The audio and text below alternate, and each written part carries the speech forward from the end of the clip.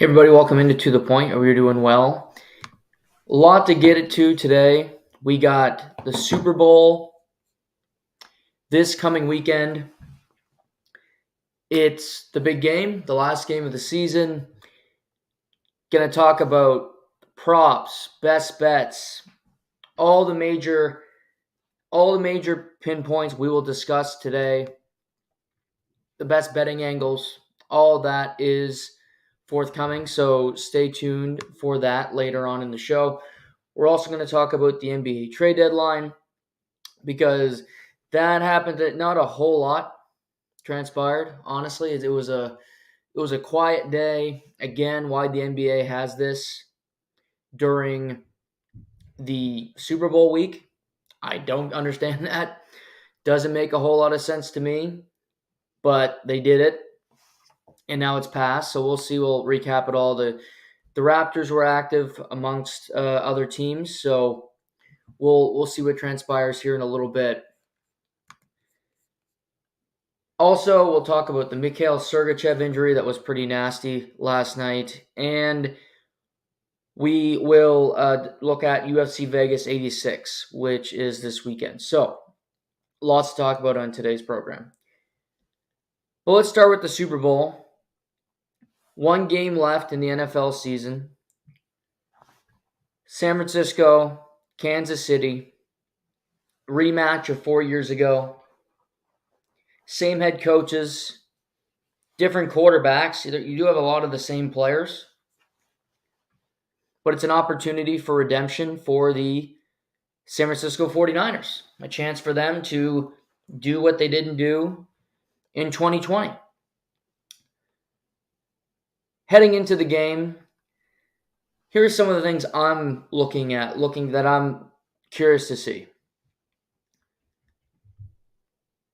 L'Jarius Sneed versus Brandon Ayuk or Deebo Samuel. Who is going to match up? Who is Sneed going to match up against? I think he might move around a bit. Deebo is so versatile because he can be in the slot, he can be on the outside. Brandon Ayuk is primarily an outside receiver. Sneed, to me, has elevated himself into being one of the best corners in football. Trent McDuffie on the other side from the University of Washington is a pretty damn good player in his own right. So the Kansas City defense has so much talent with those two guys, Chris Jones, Bolton, George Karlaftis. It really is the strength of their team, and that's saying something where you look at it and Patrick Mahomes is on the other side of the ball. But I'm curious to see how Steve Spagnuolo and the Kansas City Chiefs decide to attack San Francisco. How are we going to play this? What are we going to do? I would put Sneed on Ayuk the entire game. I'd keep McDuffie on Deebo Samuel. The linebacking core for Kansas City is pretty solid when you're dealing with guys like Kittle, Juwan Jennings, who can play in the middle a little bit, who's Mr. Third Down, and obviously you have Christian McCaffrey, who's incredibly difficult as well. You look at the other side, Kelsey, Fred Warner's a middle linebacker. Middle linebacker is not primarily just a coverage guy. You don't just take one person. You can cover the entire field. You make plays on pretty well every snap. And Fred Warner is the best middle linebacker in football, and he has been for some time. But looking at Kansas City's offense, Rashee Rice, Travis Kelce, they really are the nucleus. You throw in Isaiah Pacheco, but he's more of the running game, not as much out of the backfield. And if you eliminate those two weapons and you're relying on Marquez Valdes-Scantling snap in, snap out, and you're relying on just basically wide receivers that are unproven or that have let down Kansas City this season, you're going to be in a tough spot. It's going to be difficult to win that game. So for San Francisco, their defense has been incredibly disappointing. They've given up nearly 200 yards rushing in their two postseason games. Chase Young, it sounds like he's going to play. To me, he'd be a healthy scratch, just the effort he gives on a snap-in, snap-out basis. Nick Bosa's great. Armstead is a force. But looking at it, I think Joe Thuney's not going to play for Kansas City. Looking at the San Francisco defensive line, this game very well could be the Super Bowl of Tampa Bay against Kansas City, where Brady won the MVP. He shouldn't have won the MVP, but he did. But it was the Tampa Bay defense who ran after Mahomes the entire day, did not let him hit any time in the pocket. They hit him physical, and it was a brutal. They never had a chance to win. Avonte David, Devin White, Shaq Barrett, they were a force. And that weak Kansas City offensive line could not do anything about it. Well, looking at it, Taylor, Donovan Smith, no Joe Thuney, so you're bringing in Allegretti, you're bringing in replacements to that offensive line to go up against Nick Bosa and these elite guys. That could be a problem for the Kansas City Chiefs. Keeping Mahomes upright, not allowing him to take big hits, not making him scramble the entire game, letting him have time in the pocket for plays to develop so he can find Travis Kelce down the field after 3 to 4 seconds of a play. So that's another plot line I have in this game. Is just, is the game going to devolve into that type of Super Bowl where Tampa Bay just owned the line of scrimmage and it was over from Jump Street? They were never in danger of losing that particular game. I think both defenses have the capability of playing great in this game. I think we very well could see a low-scoring ball game. Back and forth, good defensive plays. The team that comes up with a turnover, Mahomes, has not thrown an interception in the Super Bowl. He's played in a few of them, which is a pretty impressive stat. He has not turned the ball over so far this postseason. Continuing that trend will lead to success for the Kansas City Chiefs. We look at Kansas City, they put up 0 points in the second half against the Baltimore Ravens, so their offense is not prolific either. If you're looking at it, San Francisco is a better offense. Kansas City is a better defense. Special teams, I'll lean Kansas City because Harrison Butker is one of the best field goal kickers in the entire league. It's an interesting game.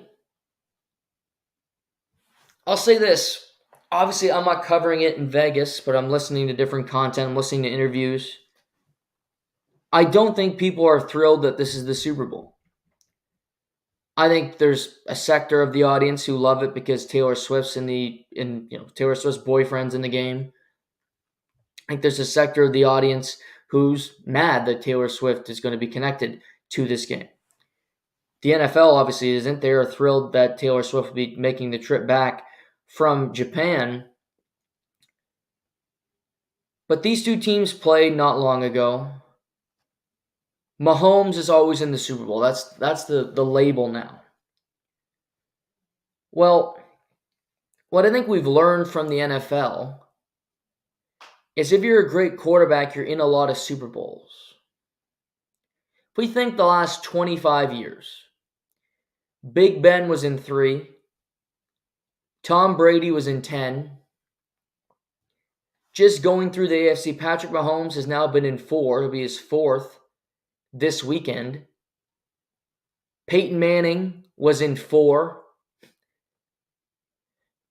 It's always the same quarterbacks that get there.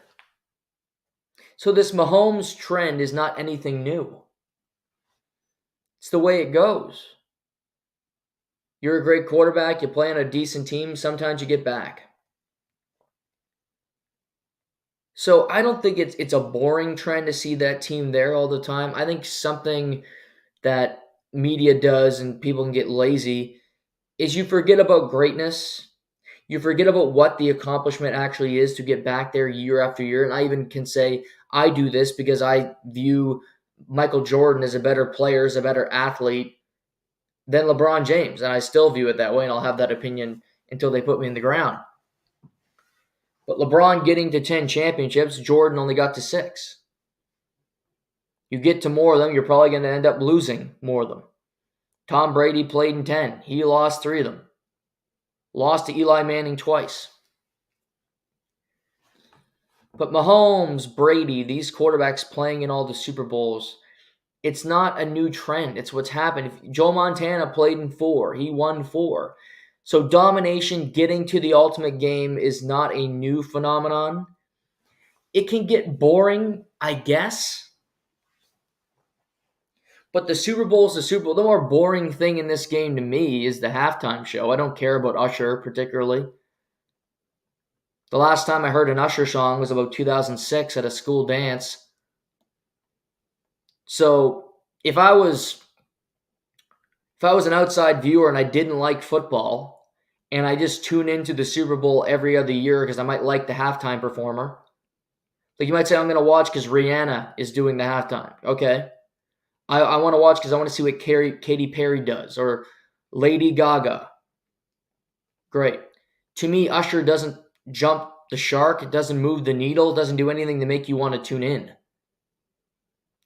He's a good-looking guy, I guess, if women want to stare at him, but it doesn't do anything for me. But the game itself is interesting. You have the story of Patrick Mahomes, the most talented quarterback to ever play the sport. And the guy chasing Brady, even though in all likelihood he'll never probably get close to 7 Super Bowls, but Patrick Mahomes at the end of his career will likely be viewed as the LeBron to Michael Jordan, the Mahomes to Brady. He won't have as many championships, but was he better than Tom Brady at the sport? Yes. So you have that argument. But then you have the Goliath, and on the other side of the ball you have Brock Purdy. Mr.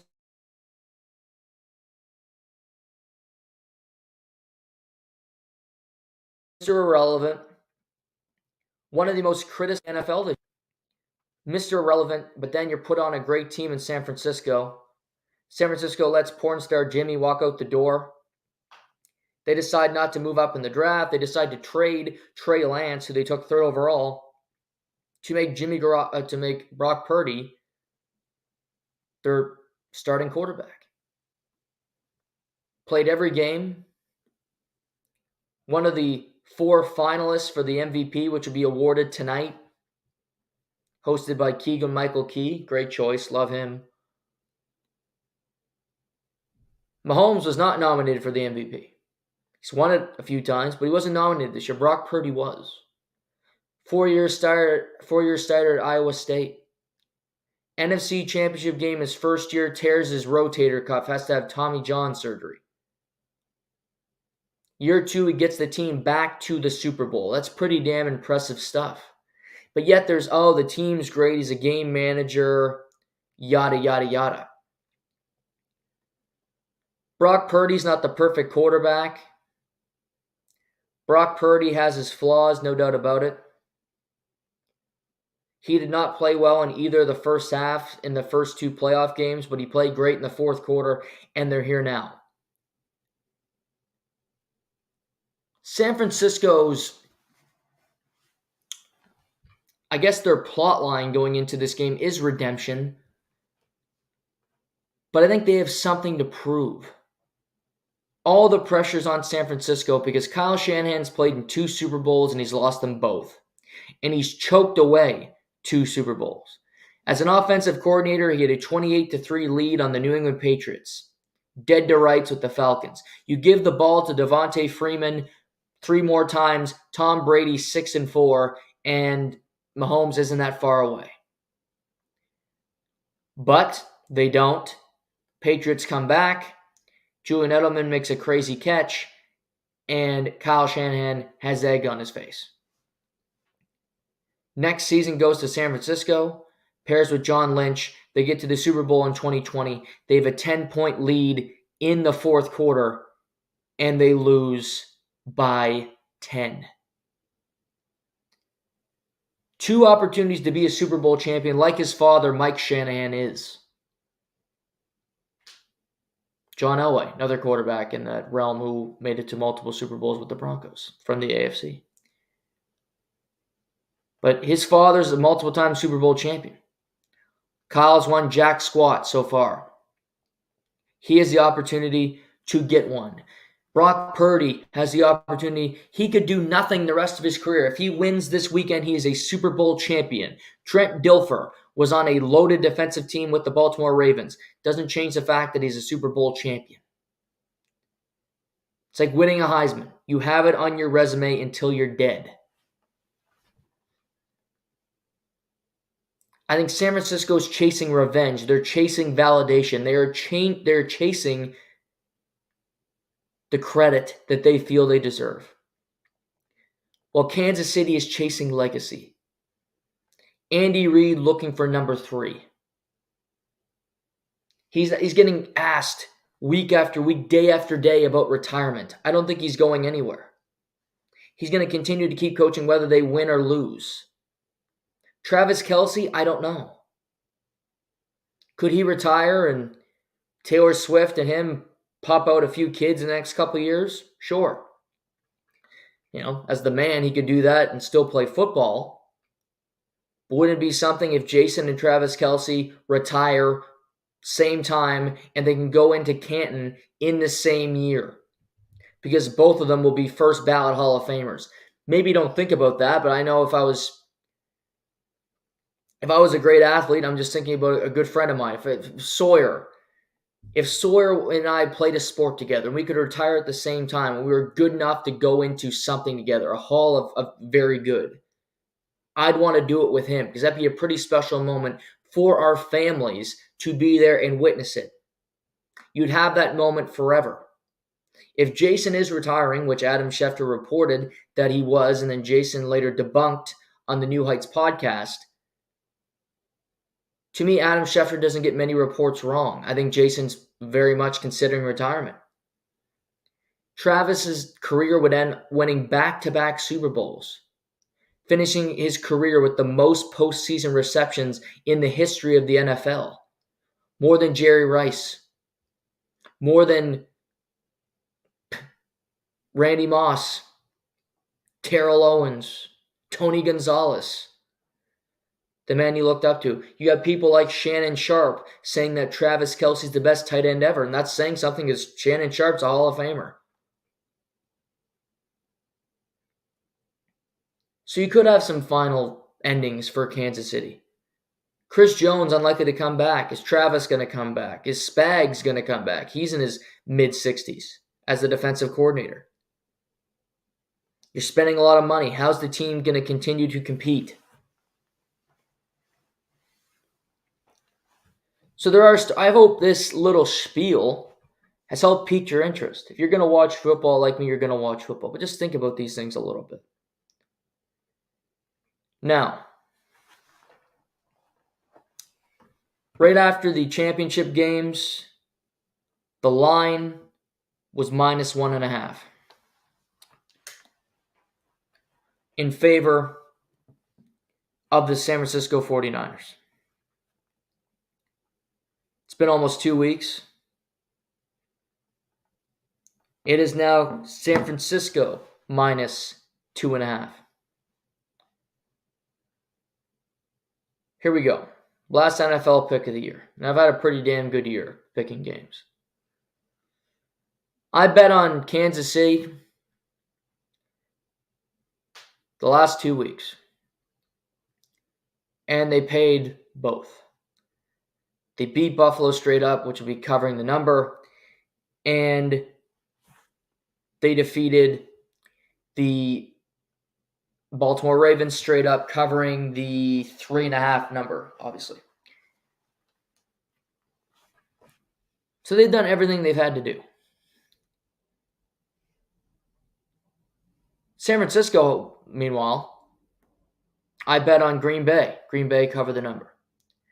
I bet on the Detroit Lions. The Detroit Lions tried not to cover the number, but they did. So betting against San Francisco has been a winner. They have been a team that doesn't start off in the first half. They start in the second half while Kansas City has been ready to go from Jump Street. San Francisco has the better team, top to bottom. But I think Kansas City's defense is a little bit better. I think it's going to be a low-scoring game. I don't think Mahomes is going to turn the ball over. I think Brock Purdy will turn the ball over at least once. And I'm taking the Kansas City Chiefs plus 2.5, and I'm taking the Kansas City Chiefs to win the game outright. They just have that winning formula. I expect a defensive player to make a big play. I expect Rashee Rice to have a big game, and I expect the Kansas City Chiefs, who in years past they would not do this, but the maturity of Mahomes, Andy Reid, in saying screw the statistics, we just want to find a way to win a game, will prevail. Isaiah Pacheco is going to have a game. He's going to run the football. He's got all the tools. They got that offensive line. Don't worry about the pass rush. Give it to Pacheco.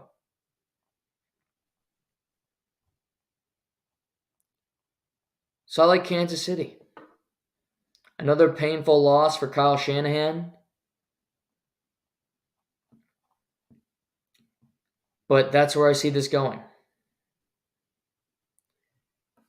Now, we're not done because Super Bowl has a lot of props. And I like a good prop bet. And you can find some good ones. Let's talk about Super Bowl MVP. The favorite right now on FanDuel Sportsbook is Patrick Mahomes at plus 150. And he's a pretty heavy favorite. Quarterbacks normally win this award. Normally. However, you did have Cooper Kupp winning it when the Rams won their Super Bowl. Malcolm Smith won it in 2013 with the Seahawks. Malcolm Butler should have won it when the Patriots won that Super Bowl. Santonio Holmes won it with the Pittsburgh Steelers with that incredible catch in the back of the end zone. So it does happen where position players, defensive guys, win the MVP. That Tampa Super Bowl, again, another defensive player should have won the award, maybe Shaq Barrett. So you got Mahomes plus 150, you have Brock Purdy plus 210. If you have San Francisco winning the game, Brock Purdy, you get him at a plus number, decent little number. I think voters are going to like that story, even though they don't like to give him a lot of credit. So there might be some spike there. You have Christian CMC plus 450. You have Travis Kelce, who would make a lot of sense if he has a big game. Taylor Swift running down to the field. Swifty's going crazy. Maybe end his career with a Super Bowl MVP. I don't see that happening. Debo plus 2,500. Pacheco plus 2,500. I don't mind that bet. When I think about this, I think you go with your gut and you pick the guy that you think is going to be Super Bowl MVP. So to me, I'm picking Isaiah Pacheco plus 2,500. I think Pacheco will be the Super Bowl MVP, despite the fact that Mahomes is the quarterback, and Mahomes is treated like Tom Brady, where sometimes you get the award even if you don't deserve it. I think Pacheco's going to have a big game. He's going to run the football. I expect him to get a couple touchdowns. Another prop I like is anytime Pacheco touchdown, anytime rushing touchdown for the Kansas City Chiefs. Pacheco right now, anytime touchdown score, minus 125. Not great odds, but again, sometimes you got to take layups. I hate it, but take a plus, take a minus at this point. For me, so you pick the guy you think, then you, on another ticket, you go with your shot in the dark. You go with your crazy pick and go, if a game goes this way and it breaks open, who's going to win the MVP?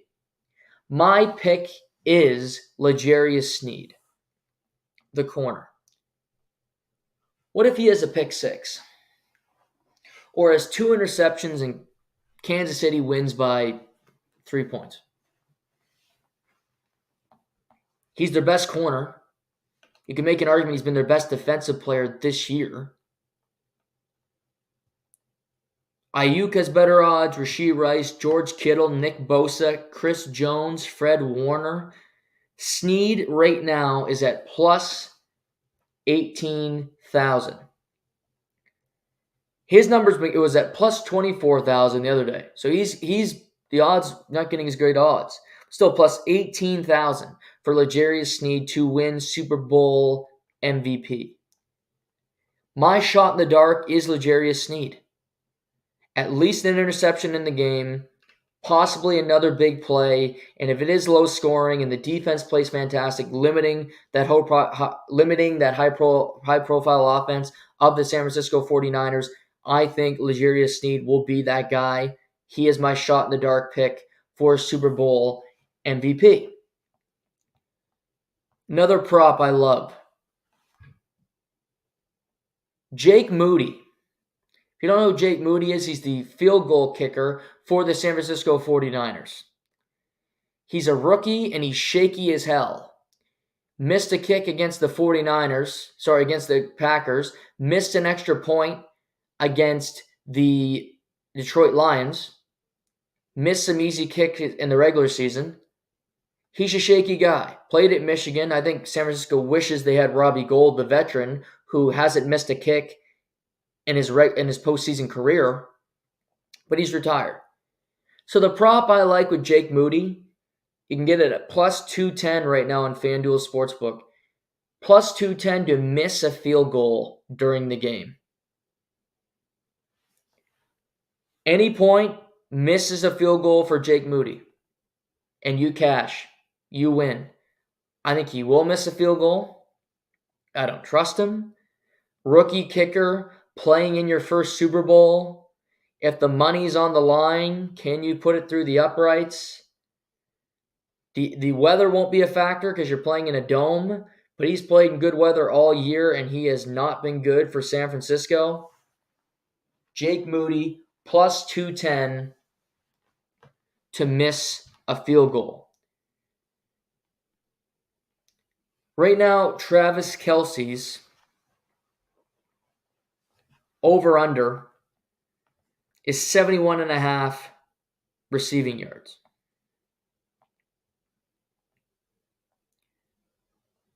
Which is quite a bit, honestly.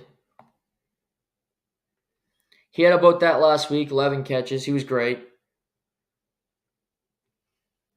I'm going Kelce over 71.5. I think he has another decent game. Might not get to 100 yards, but I think he'll get close. He'll have a few chunk catches. And to me, he can do it. To me, that's just, he finds a way to get open. Finds a way to have an impact on the game.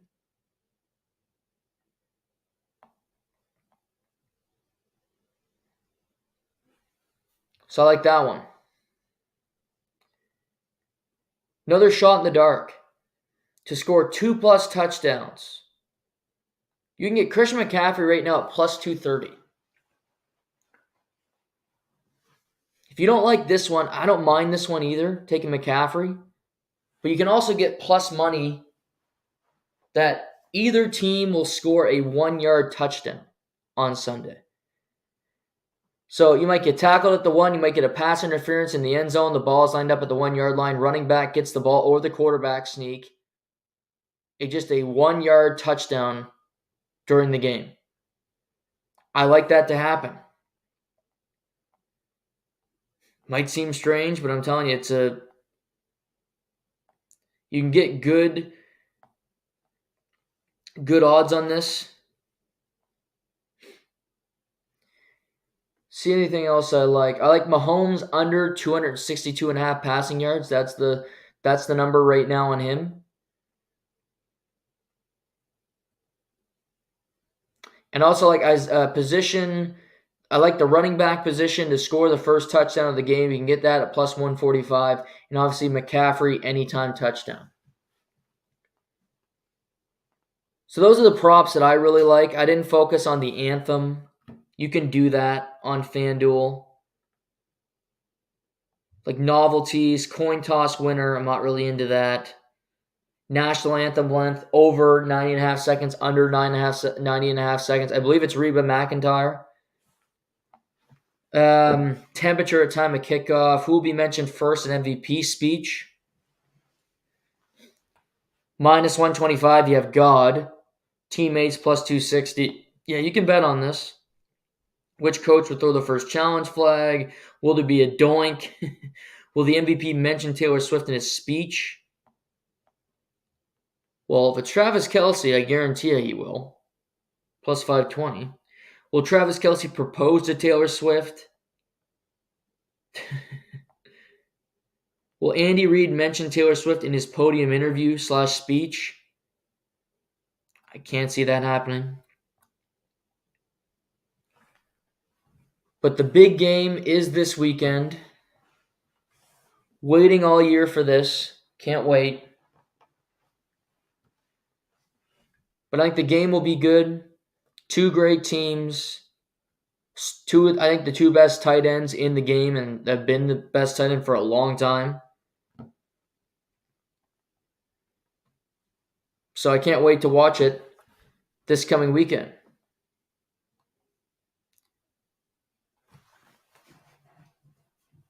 Other NFL news over the last couple of days, nothing major. Brian Johnson, who was the Eagles offensive coordinator last season, has been hired to the offensive staff of the Washington Commanders. So Dan Quinn fires Eric Bieniemy, but he brings on Brian Johnson, hires Cliff Kingsbury.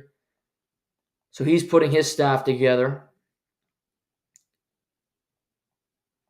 In the Chargers, you had obviously Jim Harbaugh, head coach. He brings over Jesse Minter, who is his defensive coordinator at Michigan.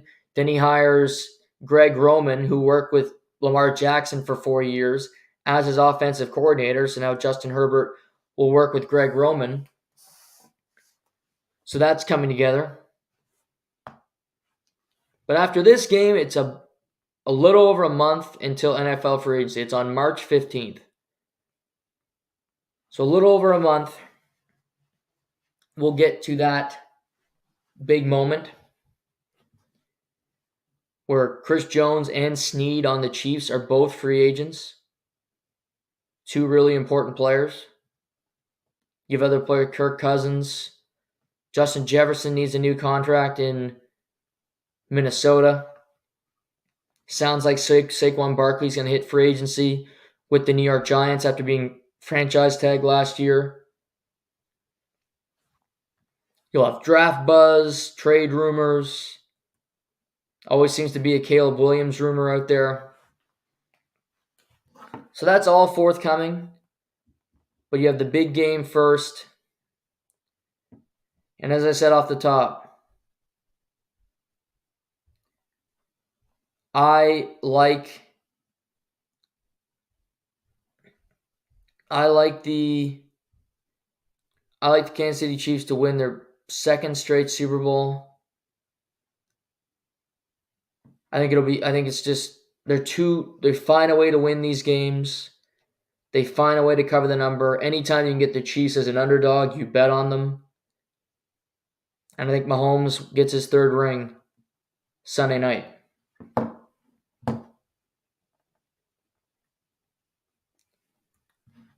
Let's move to the NHL. Really awful moment last night where Mikhail Sergachev and Alexei Lafreniere tie up in the corner. Lafreniere throws a reverse hit. It happens all the time. Sergachev was his first game back from a lower body injury. His leg goes out for under him, goes down in a heap. He's left kind of screaming. They have to bring the stretcher out, and he's done. Well, Tampa Bay Lightning just announced that Mikhail Sergachev underwent surgery today to stabilize fractures to both the tibia and fibula in his left leg. Whew. That's a broken leg. It's a serious injury. No timetable for his return. He's obviously done for the rest of the season.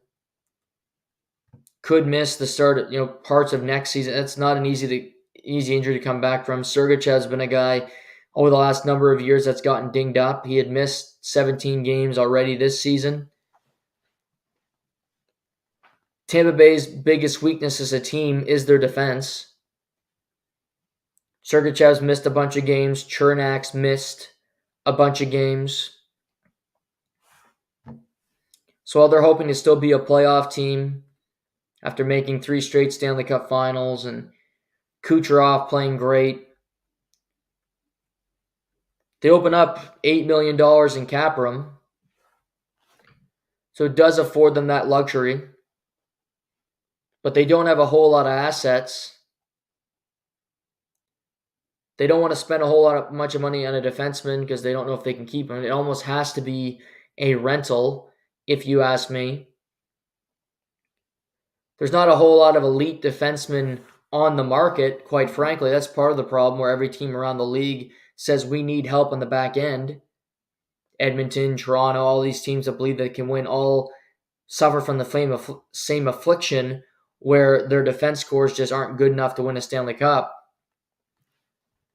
But as I pull up the TSN trade bait board here, you look at it, Chris Tanev, Sean Walker, Noah Hannafin.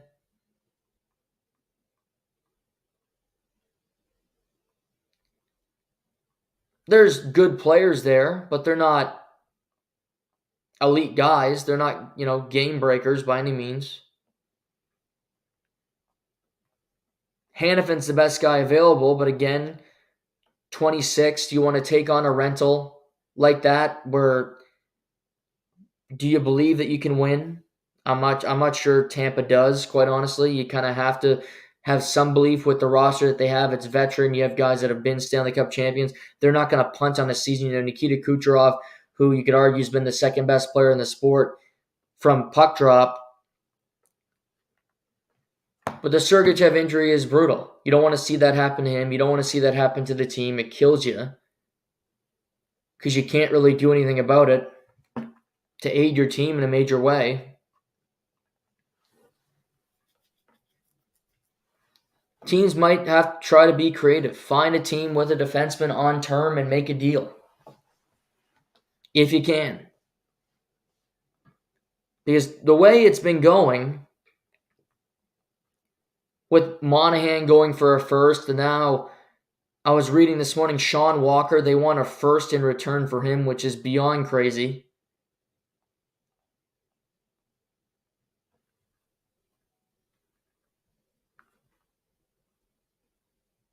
But Nick Sealer's on the list. These guys are patchwork D. But bad teams around the league. And again, will these bad teams give up soon enough for you? Because for me, Tampa, they need a defenseman now. Tampa's already played 51 games. They played their 52nd game of the season tonight in Long Island.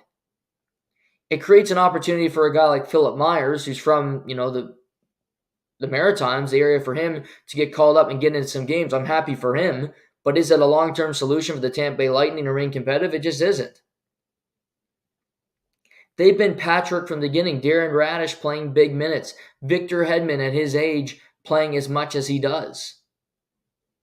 And don't get me wrong, Victor Hedman, who's a point-per-game guy at this stage of his career, averaging 24 minutes a night, is incredible.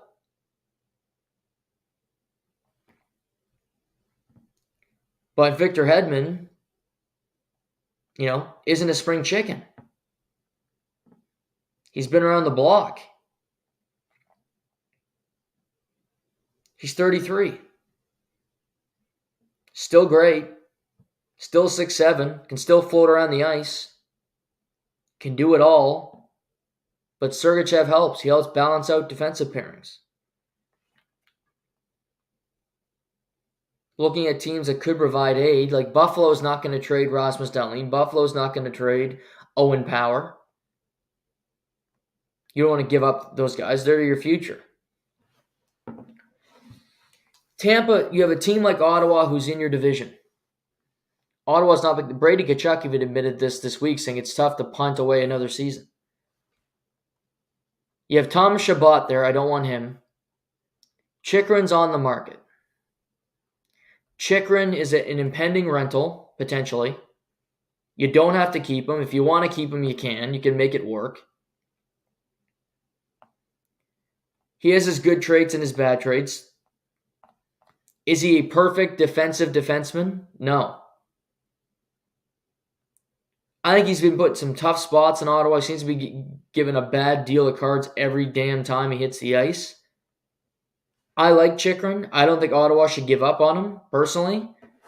But if you want to deal him, and I do think Ottawa needs to trade, whether it's now or in the offseason, because bringing back this same roster, just saying, oh, we got a new coach or a new goalie or some other idiot that you've hired to bring in, isn't going to spark any confidence whatsoever that the team's going to turn it around. But if you wanted to, I wouldn't trade Jake Sanderson. I like him too much. But if Tampa called and they can put together a good offer for Jacob Chychrun, I'd listen if you're not going to keep him. Because you might lose him for nothing. Or you might have to trade away his RFA rights, potentially. Not a perfect player, but for Tampa, he'd be an upgrade on what they have. That's thinking a little more outside the box. A team that doesn't come to mind. Columbus is a pit. I don't want any of those players. I don't see Nashville trading Roman Josi. He's the only guy I really want in that team. We talked about Hanifin. We talked about Tanev. Chicago, no. Anaheim, Cam Fowler, maybe. Maybe. And he's obviously worse for wear, but the thing with him, I think a lot of these guys in Anaheim, you look at John Gibson, Cam Fowler, you go, oh, they stink now. Well, they've been playing on a bad team for 5 years. They're bound to be worse than they were. It's just what happens. Arizona, I don't think they want to give up on their season yet. They need a new rink. They need positive vibes in their seat arena. Sean Dursey, I like him. I wouldn't trade him, but I like him. So it's difficult. Flyers have depth pieces that they want to try to trade. Washington, other than John Carlson, doesn't have a big answer, and I don't think they're trading him. We know Calgary's guys.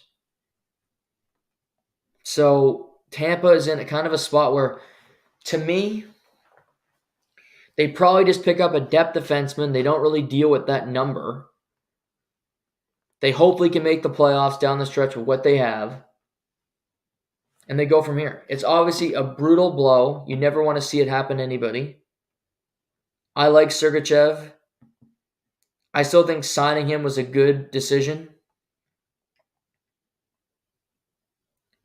Kid can flat out play. Now I see Rasmus Ristolainen has been mentioned in trade discussion. He's out of Philly as well. He's still got 3 years left.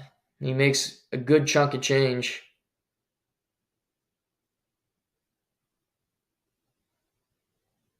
$3.5 million. I mean, Tampa could do it easy, but 3 years. I don't want him for 3 years, but that's just me.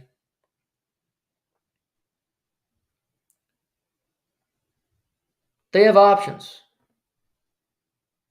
They certainly have options.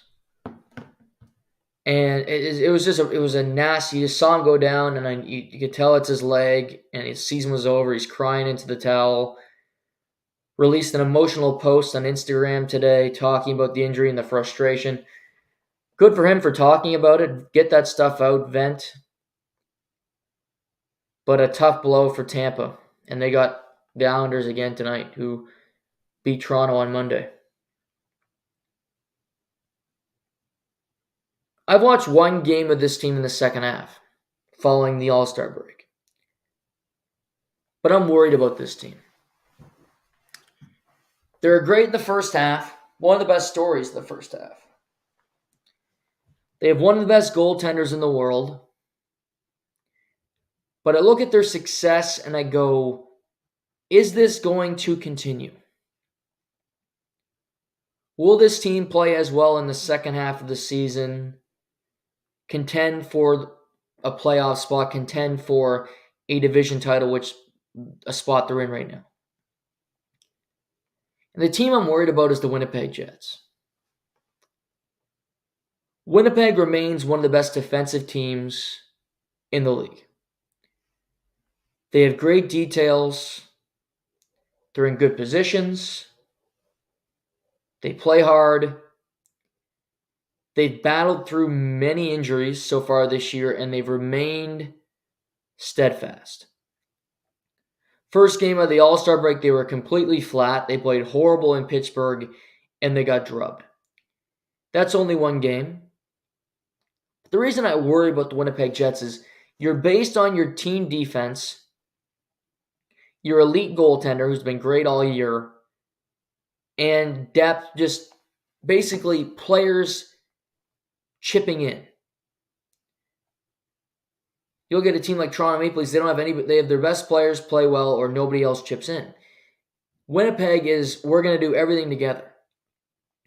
Winnipeg is third in the Central, but they have games in hand on Colorado and on the Dallas Stars. Winnipeg does not have any player who's a point per game so far this year, which is quite staggering. Nobody. Mark Scheifele has 41 points in 42 games. Ehlers 35 and 48. Monahan 35 and 50. Morrissey 34 and 48. Perfetti 30 and 48. Kyle Connor 29 in 32. They have good talent, but I'd argue their most dangerous elite offensive player is a winger who really doesn't create opportunities on his own, being Kyle Connor. Morrissey's great on the power play, moves the puck extremely well. And Lowry defends. Appleton plays hard. Niederreiter's been a great add to this team. I love Iafallo. But I look at the group and go, if the goals dry up and you're banking on you winning a 2-1 hockey game every night, how many of those games are you going to win? They did it against the Bruins. They lost. They did it against the Maple Leafs prior to the All-Star break. They lost. They play the Pittsburgh Penguins where they play flat and they lose by 4 goals. To me, they're the team that's most likely to fall off and not be as good as they were in the first half because I just don't believe that they have the firepower to match some teams around them. To match Colorado, who has the best player in the sport. To match Dallas, who, despite the fact they gave up 5 last night to the Toronto Maple Leafs, scored 4. And Evgeny Dadonov scored 2 of them, a depth forward. Wyatt Johnson, a sophomore player, gets a goal with a minute left to make it 5-4.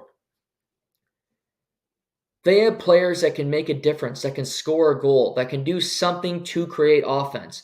And I just look around at the Winnipeg Jets and I get a little worried. I go, I don't know. Do they have enough? Is there enough there? Do they have the weapons to score goals, to remain in these games?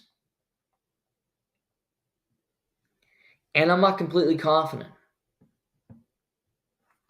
Winnipeg gets back on the ice tonight against the Philadelphia Flyers, who won their first game back against the Florida Panthers. I think the Jets are going to be a playoff team because they're too good not to be. I'm not making that argument. But looking at the standings, can something get interesting in one of these divisions? You look, Winnipeg trails Colorado and Dallas by 3 points, and they have 3 games in hand on both of them. St. Louis trails Winnipeg by 11 points, so nothing really that close. But does their play dip, and would you favor Winnipeg in a series against Dallas or Colorado? I would not. I think it's paramount for the Winnipeg Jets to win this division. Have your best chance of a first-round matchup against a wildcard team. Get the winner of Dallas against Colorado, and you hope that it goes 7 games and it was a war of attrition. Because I do think Winnipeg can be dangerous if they get into the playoffs, the way their style, you shrink the ice, all of that. And if Connor Hellebuyck's playing like the cyborg that he can be at times, you're a dangerous club. But just shaping up the Winnipeg Jets compared to those other two behemoths, I don't think you're as good.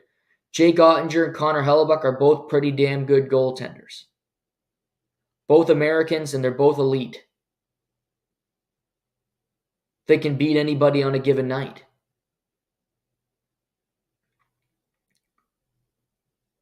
But I'm a little bit worried about the peg. That's my thought going into the second half. I'm a little bit concerned about the Bruins as well, because I think the Bruins have a similar affliction. I think the Bruins not getting Elias Lindholm is a big deal. A much bigger deal than it was made of. It was more about Vancouver getting that player, and I get that argument. Vancouver wins their first game out of the break. You think about the big boys. Winnipeg lost. Toronto lost their first game. Colorado's lost twice. Vancouver's the only team, the behemoths. Edmonton lost, winning 16 straight. They finally lose a game. Vancouver goes into, I watched the game. Where do they play? Goes into Carolina, and they win a game on the road. And Elias Lindholm scores his first 2 goals as a Vancouver Canuck. He was the first star of the game. They didn't play great, but they played good enough to win. They get 2 points, and that's the major thing as we go into the second half. They start with a victory. So I look at Boston and I go, they still have the same issue. They need center help. Goaltending's very good.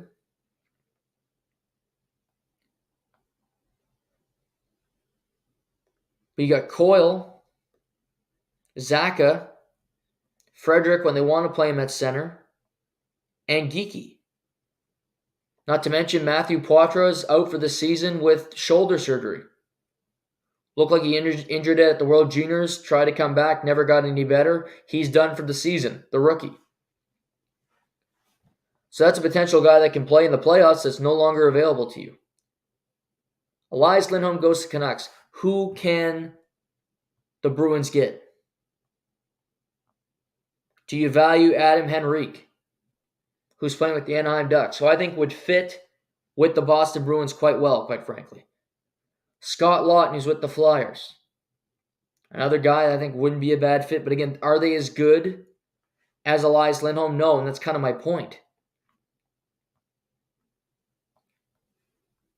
Boston's kind of stumbled their way into being a Stanley Cup contender. I don't know if even internally, if they believe they would be this good this season. Losing what they lost, trying to overcome missing those key ingredients. Jake Gensel's a winger. I think he needs centers. Wenberg, not going to do it. Roslovic, no. Morgan Frost, no. Too young, inexperienced, not what they need.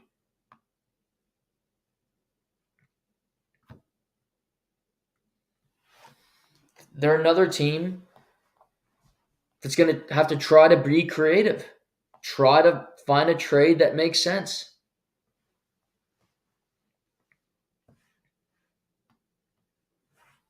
Because I still think they're a very good team, and Swayman and Allmark might be the best tandem netminders in the league. And Charlie Coyle's been better than anybody could have expected. Marchand playing it as the way he is at this age, fantastic. Pasternak's a stud as always, that's no surprise.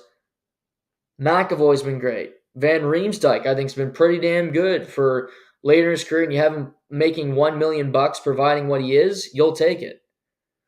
Playing Frederick having 14 goals. Frederick's going to be a 20-plus goal scorer this year. All great. Talked about Jimmy Montgomery deserves a ton of credit. I view Winnipeg and I view Boston similar, where Boston's a little bit more elite because you have Pasternak and he's a difference maker. Pasternak's a superstar. Winnipeg doesn't have one. Monahan's a good player, but he's not a difference maker. He doesn't change your team. He doesn't inspire confidence that he's going to all of a sudden make you a more dangerous team, make you more of a Stanley Cup contender. And if I think anybody believes that, you are smoking some really good pot. I'd like to have some. If that's the rationale.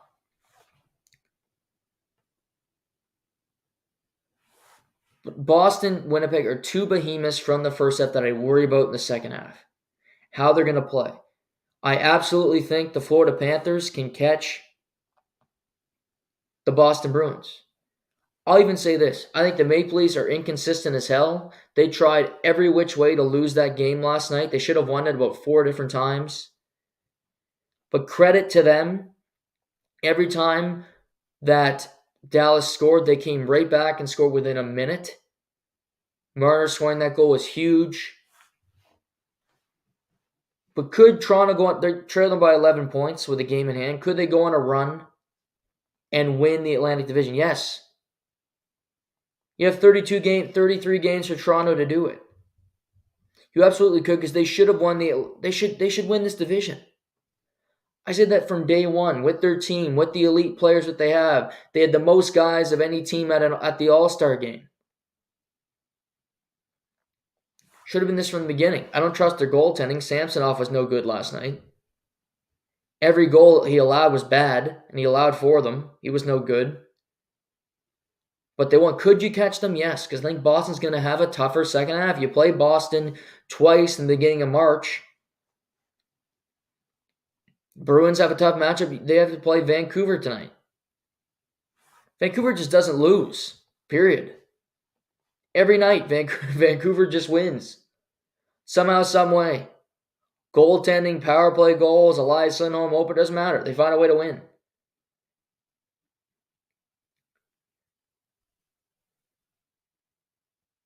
Edmonton lost their streak. 16 in a row. You go into Vegas. And Vegas really is their Grim Reaper. Vegas is the hatchet man to the Edmonton Oilers. Beat them in the second round last year. Vegas goes on to win the Stanley Cup. Every time they seem to match up, Vegas has their number. And Vegas said their up and downs this year. Edmonton still very well could pass the Vegas Golden Knights in the standings. But Vegas is still a very dangerous team. They can beat anybody. And they're still very much a team that could repeat. Aiden Hill, when healthy, is a damn good goaltender. Barbashev, Carlson, you kind of forget about them. Marchessault has 25 goals. Eichel. Mark Stone. Shea Theodore's only played 20 games this year due to injuries. Pretty damn good. Petrangelo, my guy. Chandler Stevenson. Edmonton's tried to adopt the Vegas style. Be a little more physical. You play well defensively. You capitalize on the other team's errors and you win the game. That's kind of Vegas in a nutshell. And they're great off the rush. With all that being said, Edmonton played a tight game. Vegas defended well. Edmonton defended pretty well. It's 2-1 late in the third period, and Bill Carlson hits an empty netter. That's the game Vegas wants to play. I think for Edmonton, you're bound to lose one. They hadn't lost since December 2nd or something prior to that game. It's 2 months they had not lost a hockey game. Bound to happen. You're in Vegas, road, all of that stuff. Vegas is still a problem for most of the league. Vegas would still scare the hell out of me. I don't like Edmonton playing Vegas because I think they're big and they cause a lot of problems. Edmonton's gotten help because you get Dylan Holloway and you get Corey Perry for basically nothing to come to your team. As we are a month away from the trade deadline today, I think you look at it and go, Edmonton would love another defenseman, like every team in the league. But I don't think they need an elite guy. This is not like they're going, Sean Walker, Nick Sealer might be fine for the Edmonton Oilers. Because you have Bouchard and you have Nurse. You have guys on making decent money on that back end already. Ekholm. Just some depth. I think another player up front is needed, in my opinion. They need another winger, another guy to aid this forward group. Looking at the guys, Gensel likely out of their price range. I don't see that happening. They want too much. You have like Frank Vetrano in Anaheim, who is intriguing, but he is a little small. I don't really want him. An Eberle reunion could be fun in Seattle. Kubalik's an underrated name in Ottawa. I like Kubalik personally. I think he's a decent player. Looking at the names here, Bushnevich.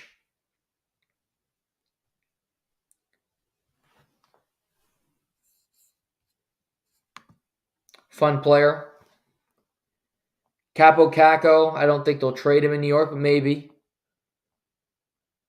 So, I think they need another winger. They need to get a little bit heavy to prepare for Vancouver, who are big. Vegas, who is big. Potentially, if you get the Los Angeles Kings, if they get into the playoffs. But a loss was bound to happen. They've been playing some leakier hockey over the last little while. Even their head coach said we're lucky to win some of these games. You get a wake-up call. They had yesterday off. They get today off in Anaheim. They play the Ducks tomorrow. The Los Angeles Kings on Saturday. Los Angeles' first game without Todd McClellan behind the bench. So, curious to see how Edmonton plays over the next little while.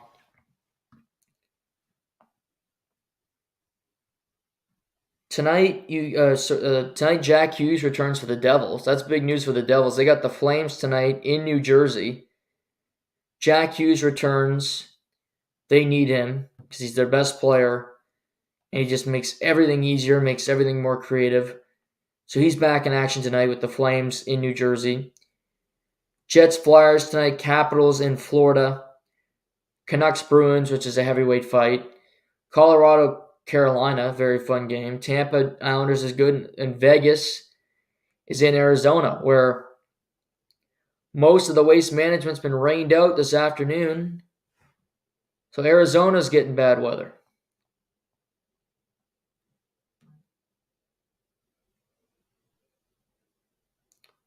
But this weekend, you get Capitals, Bruins, Avalanche in Florida. Pittsburgh, Winnipeg again. Battle of Ontario, Oilers, Kings.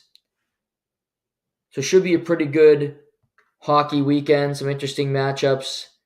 And we're only a month away from the NHL trade deadline.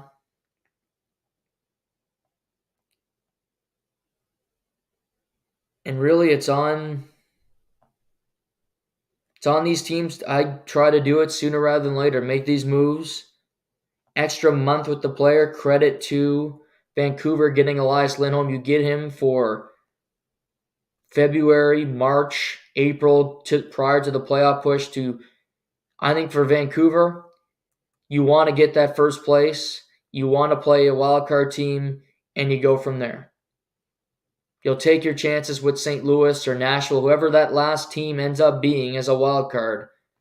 You want to play them. You do not want to play Vegas. You do not want to play the Edmonton Oilers in the first round.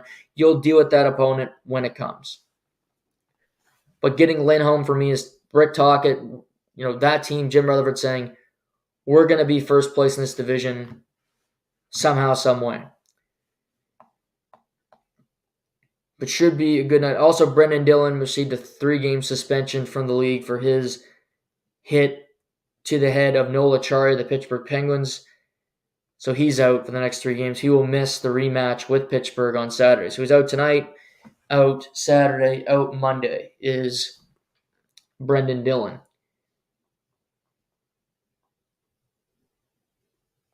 NBA trade deadline today.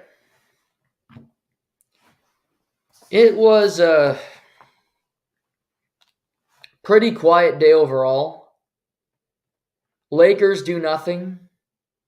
Golden State does nothing. DeJounte Murray in Atlanta does not get moved. Trae Young doesn't get moved. Bruce Brown stays with the Raptors.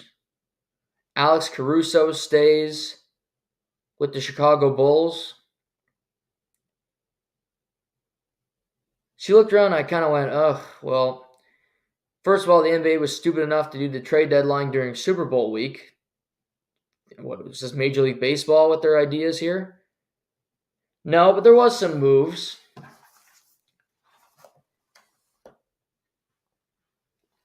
To me, the team that did the best day is the New York Knicks. And I thought about this. I was born in 98. I think for the first time in my life, 25 years, the New York Knicks are a viable team and could potentially win the championship this year, and it's not crazy to say. I believe the New York Knicks could win the NBA championship this year. A few weeks ago, they traded for OG Anunoby, who needs elbow surgery, a cleanup. He's out 3 weeks, which sucks. And they're without Julius Randle, which sucks. But they're a damn good team. They have Jalen Brunson, who's played probably the best basketball of anybody over the last month. And I love Hartenstein. Josh Hart's a jack of all trades. They just play as a team. But then today, they call up the Pistons. The Pistons they suck at a lot of things. Pistons suck at playing basketball. They suck at choosing head coaches. And they suck at trades, apparently.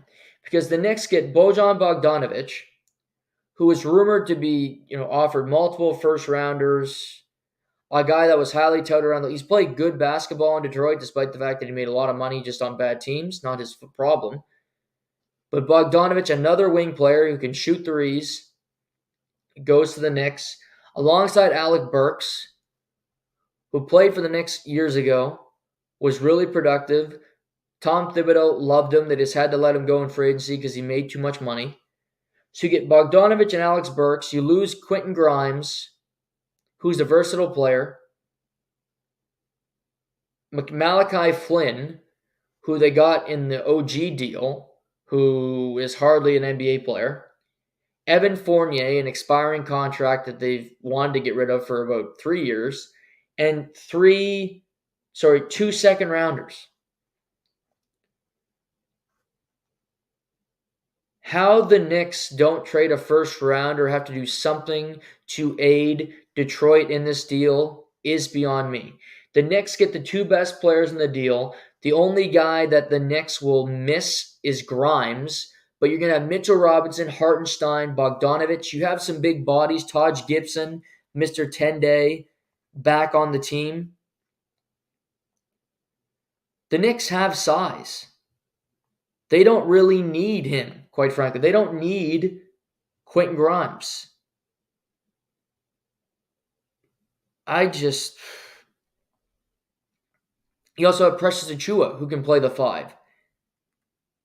And Julius when healthy. So you have all those big bodies. You lose Grimes, who's part of that. You get Bogdanovic, who's a wing. So now you have OG on the wings and alongside him. So you have your starter and the guy coming off the bench.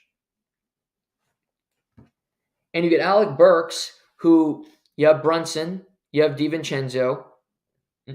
Now you have Josh Hart and Alec Burks. Alec Burks is just a heat check guy off the bench, come in, get buckets, average 10 to 12 points a game, take 8 to 10 shots, and he's a pretty good defender. The Knicks need health. They need some good luck in that area, but can they compete? I think they can. They can beat the Cavs. They did it last year. They can beat the Heat this year, despite the fact they have a better team this year than they did last year. The Celtics are still the favorites, obviously. Celtics add an extra big man in Xavier Tillman from Memphis, but they really don't do anything else. They didn't have the money. They don't have the players to make any big deals. But to me, the Knicks, Jalen Brunson is their best player. He's as clutch as anybody. Could the Knicks be in a conference final this year? Absolutely, with the Boston Celtics. I think the Knicks can beat Milwaukee in a playoff series. I think the Knicks can beat Miami. They can beat Cleveland. The 76ers are done. The 76ers are trash. They're losing by 30 tonight. They lost by 30 to the Golden State Warriors last night in Philadelphia. They are a train wreck right now without Joel Embiid.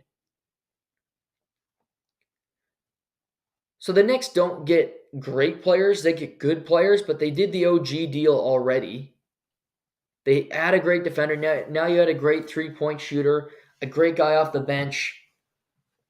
The Knicks are really good, and they keep their flexibility to see what they want to do next year. If they want to look at getting LeBron, if he's sick of the Lakers because they do nothing today, or if Embiid wants out of Philadelphia, you want to take a chance with him, you still have the flexibility to do it, and you get to compete this year. The Mecca, sell tickets, all that. Love it for the Knicks. Pistons, joke. Horrible trade. You have 7 wins, and it's February. You're the worst team in the NBA. I will say, Indiana did not do much better. They traded Buddy Hield, who's been on the trade block for like a year and a half.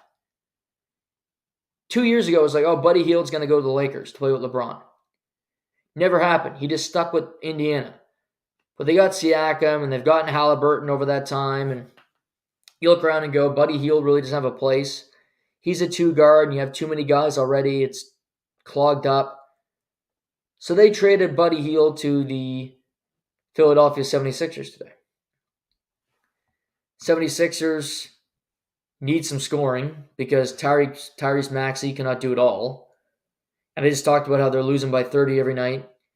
So you get a good 3-point shooter. You need that. And really their team is thin with Oubre. Last night, Oubre 5 for 15. Tobias Harris 6 for 14. Paul Reed was 3 for 6. Maxey's 5 for 14. Springer, who got traded today, 3 for 9. I mean, Pat Bev was an efficient shooter. He was 5 for 8, but he got traded to the Bucks. So they moved off from him. So you add Buddy Hield, who can shoot the 3, who will help your team. Philadelphia, despite the fact they don't have Joel, will be a playoff team, so he does help you. Indiana gets Marcus Morris, expiring contract. Korkmaz, backup / third point guard on Indiana, and 3 second-rounders. It's basically just a garbage bin of crap that Philadelphia didn't want. And 3 second-round picks. I don't know how that helps Indiana. Trying to compete. You traded for Siakam. You're hopefully going to lock him up in the summer. You have Tyrese Halliburton. 3 second-rounders. Unless there's a bigger deal next year, like that's what Chris Haynes is reporting about the Lakers. Oh, they're going to keep they're going to have 3 first-rounders to do something big next year.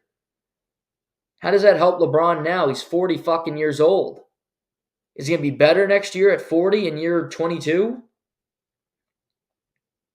It doesn't make sense. I'd rather keep Buddy Hield for the year. I think he'd help you win more games than any of the crap they got, including the second-rounders. Stupid. Oklahoma City gets Gordon Hayward. Add a wing player. Gordon Hayward, not what he used to be for sure. But what I will say is he can play. He competes. He's available. And I think he fits with Oklahoma City. I think it was a good deal, quite frankly. I think they get a guy that's going to work with this team. You love Shea, Jalen Williams, Chet at center. Giddey's great. Shooting's not fantastic. Lou Dort, good to 3-and-D guy. Cason Wallace. You just had another guy, another wing player who they can decide if they want to bring him off the bench or start him. Oklahoma City has to look at themselves and go, we could do some damage this year.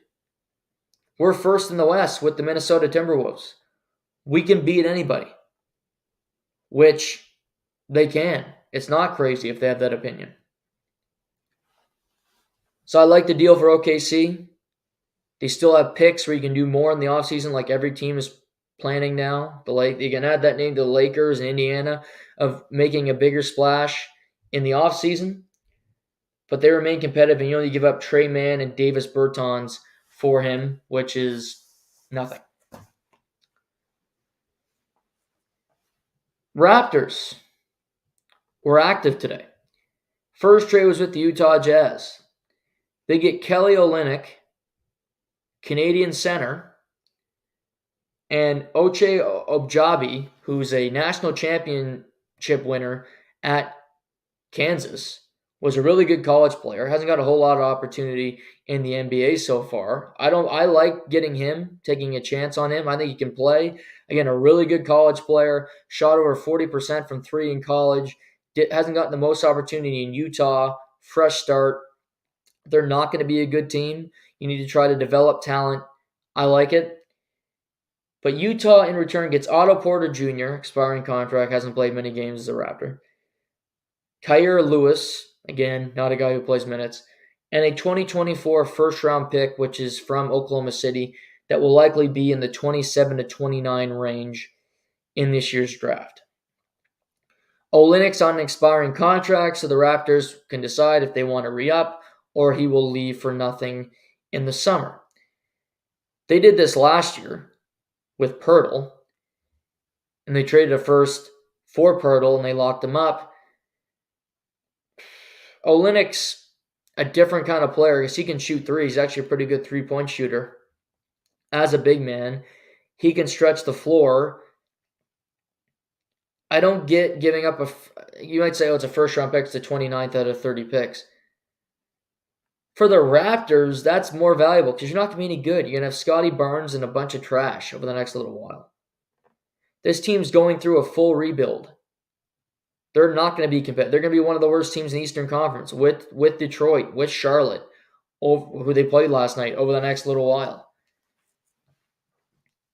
So is keeping Olynyk a priority to have two centers? Maybe. He's not the worst guy to have in your team. He is a competitor. He was on some good Celtics teams going to conference finals and playing in those, and he's played for Canada basketball, obviously. He'll play for Canada basketball this summer at the Paris Olympics. It's a great story, Olynyk coming home, but I wouldn't have I'd let another team acquire Olynyk for a first rounder. And I think Utah takes that deal because they weren't getting a first rounder from any other team for Kelly Olynyk. The Raps then made a swap for veteran point guards. Dennis Schroeder goes to the Brooklyn Nets. Spencer Dinwiddie goes to the Raps. He's only 30 years old, but he was then waived this afternoon.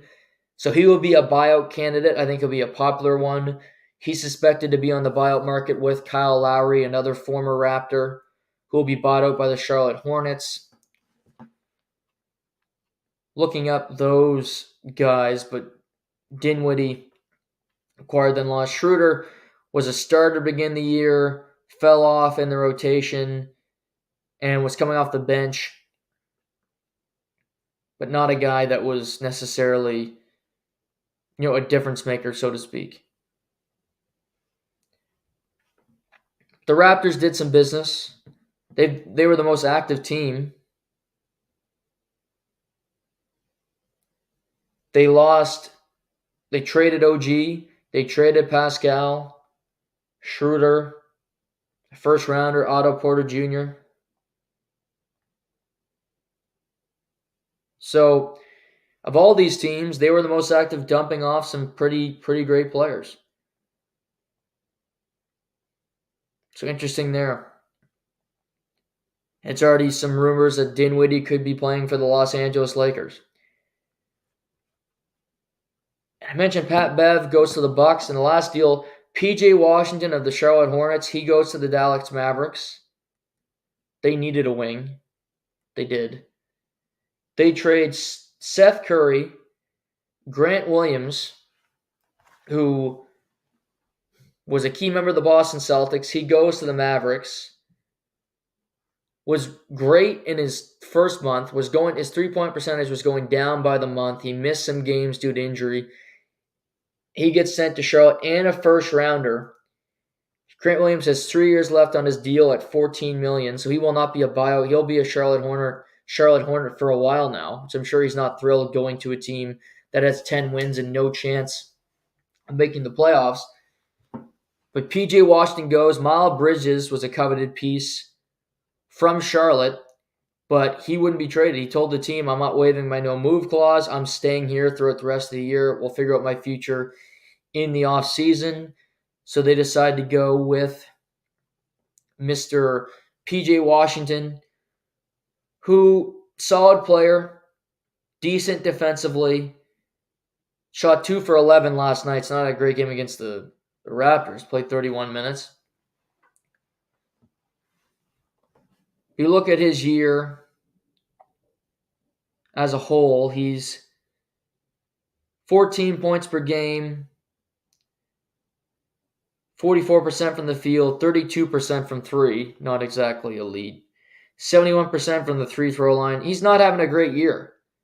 But I think the Mavericks were desperate to do something to get some type of wing player, and they get him.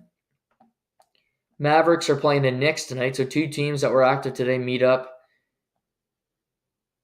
If we look at the Mavericks, Doncic, Irving, Hardaway, all guards. Exum guard, Lively a small center. They were really a wingless team. They get a wing that isn't all that great. But you give up Grant Williams, who's a tough piece, but again, wasn't really fitting in. And Seth Curry, who's another guard who shoots threes. I think Charlotte will probably buy out Seth Curry. He'll be available to teams down the stretch.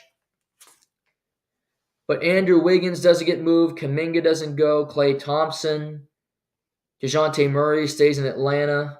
Bruce Brown remains with the Raptors. Puzzling move to me. Alex Caruso, DeMar DeRozan all stay with the Chicago Bulls. So there could have been activity, but there wasn't, in a pretty quiet, uneventful NBA trade deadline.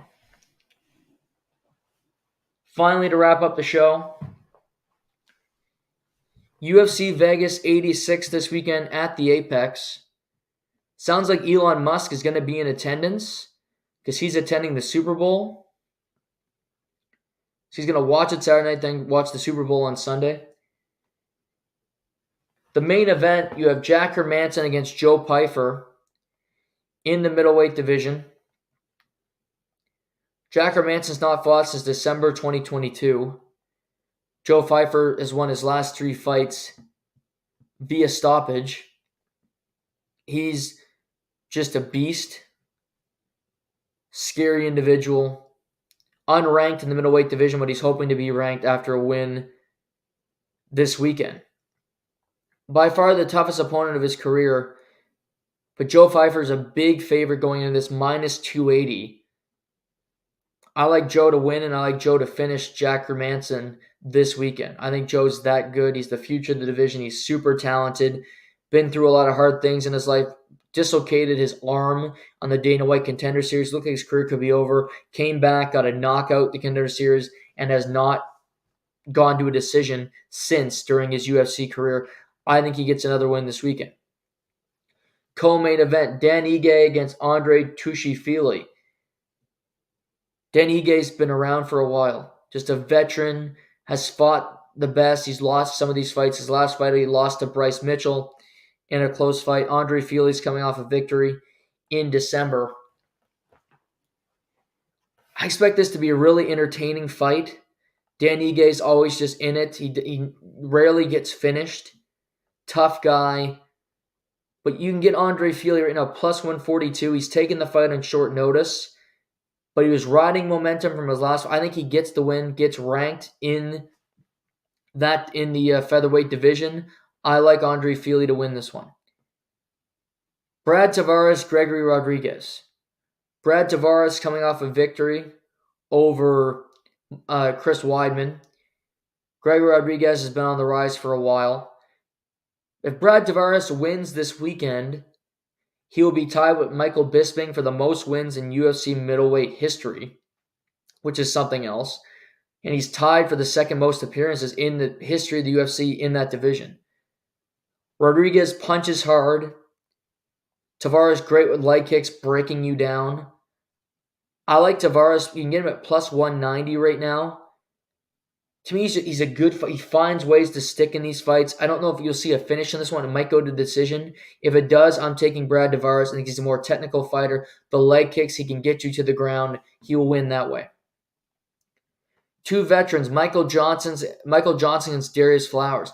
Michael Johnson did not fight in 2023. He's 39. He has second most pro fights currently just in MMA.